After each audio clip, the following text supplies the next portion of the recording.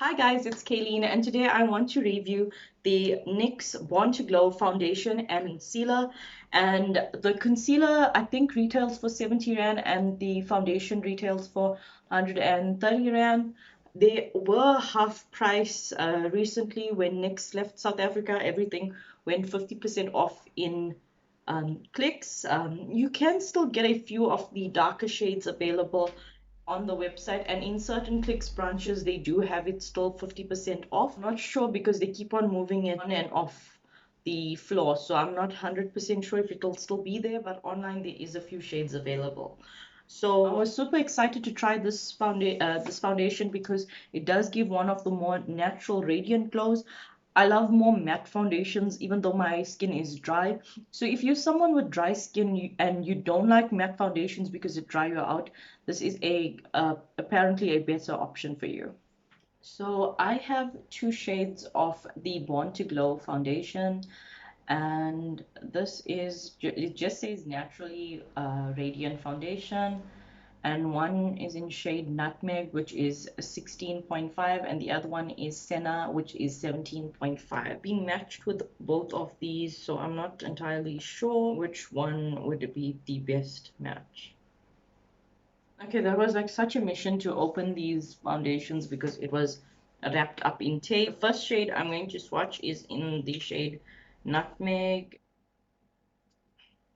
Nutmeg looks a little bit orange. I'm worried because I don't know if you guys can see it, but it does have like an orange tint to it. And now I'm going to just try out the shade Sienna. I just feel Sienna is a bit more neutral than the Nutmeg shade because you can see like orange here compared to this. This blends in with my skin better. So I'm going to use the Sienna shade, sorry, on my face. I prepped my skin, use primer and color corrector, so I'm going to just go in straight with this foundation. For highlight, I'm going to be using the Born to Glow Radiant Concealer, and that's in the shade Mahogany. I know this is like a sheer coverage, so I don't really know how much to use.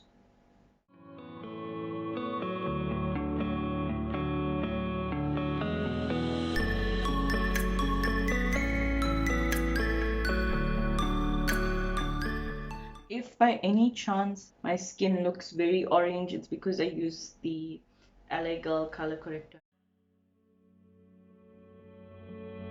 I don't really see any streaks on my face at the moment. It looks like a good, decent match. It's a very nice foundation. I would say there's a little bit of coverage to it. It reminds me of using a little bit of the Urban Decay foundation, because with the Urban Decay foundation, if you use one layer, it gives you skin-like finish. Okay, so that's how the foundation looks so far. I am seeing like it does look very radiant on camera. In person, it does look like you're using foundation, but it gives you a very natural finish, which is nice. I like it so far. So let me see. I'm going to use a little bit of highlight, and then I'm going to do my full makeup and give you my final thoughts. I haven't used this before, so I'm not sure. As you can see, it's coming out. Ooh, she is so light. Okay.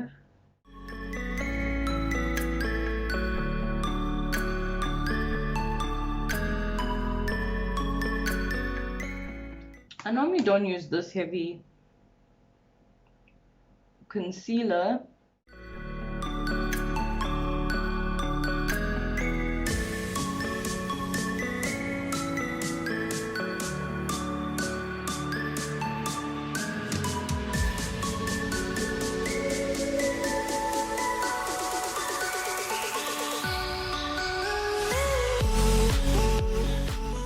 So I'm done highlighting. I think it looks okay. I don't know how it looks on camera, but in person it looks okay. I feel like everything just blended in effortlessly into the foundation. I will be setting my concealer and my highlighted points with a light powder underneath my eye. Okay, I dusted lightly around my face with this.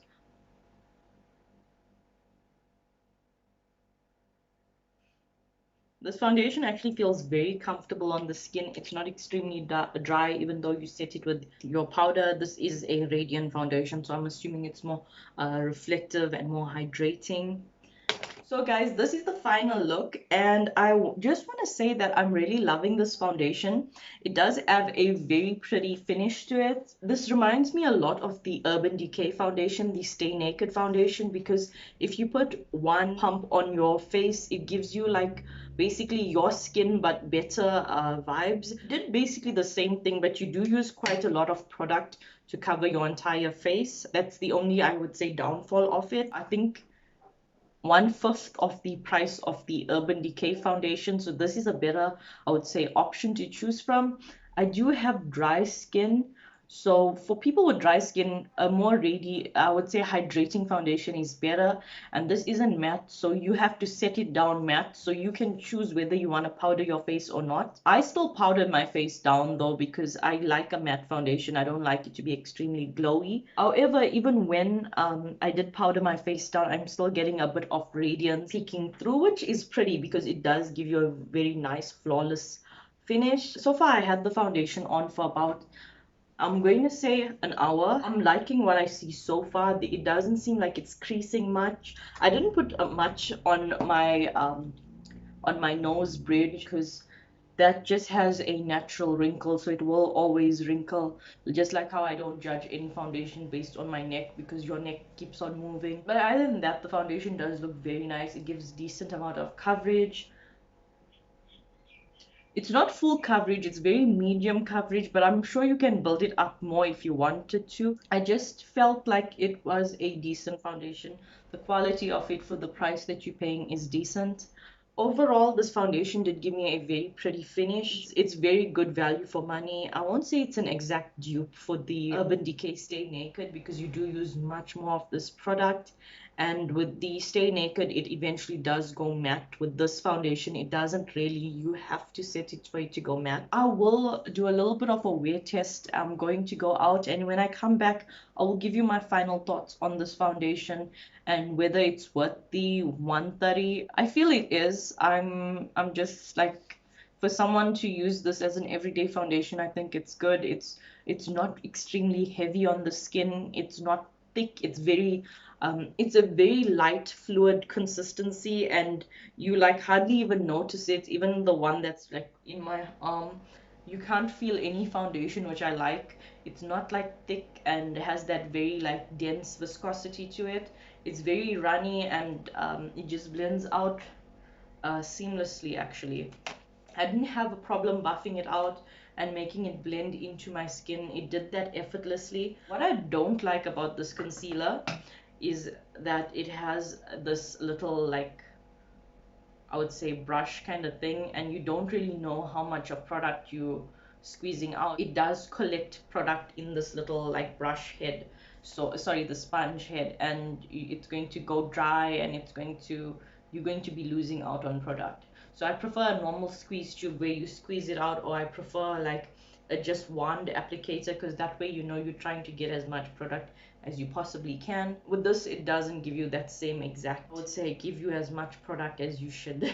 However, I've never seen such a nice concealer and foundation work together like this. Again, the Urban Decay Stay Naked foundation and concealer do work very well with each other, but this like blended out seamlessly.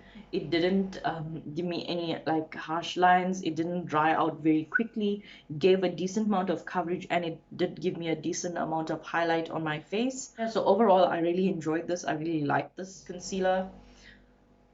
Would I buy this again? Probably. I would buy both of these again. I do have 2 more bottles of this foundation actually because it was 50% off.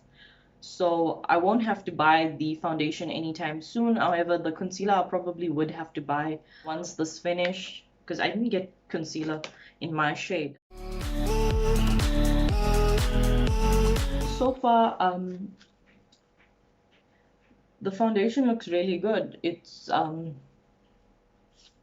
It's been a few hours. It's been, I think, I want to say 2.5 hours since I've been using this foundation and concealer. It gives amazing coverage. It is light to medium coverage. It's not a full coverage foundation. So if you want something like that, I think this is a perfect option. It's a good daily foundation. And I love the finish that it gives because it make it like even on camera, my skin looks really nice and glowy and healthy. Even though I did powder it down, I didn't powder it down to extreme matte. I just did a quick brush over my face. The viscosity of this isn't as thick as like for example like your all-nighter foundation, and I love that about it. It doesn't feel heavy on the skin.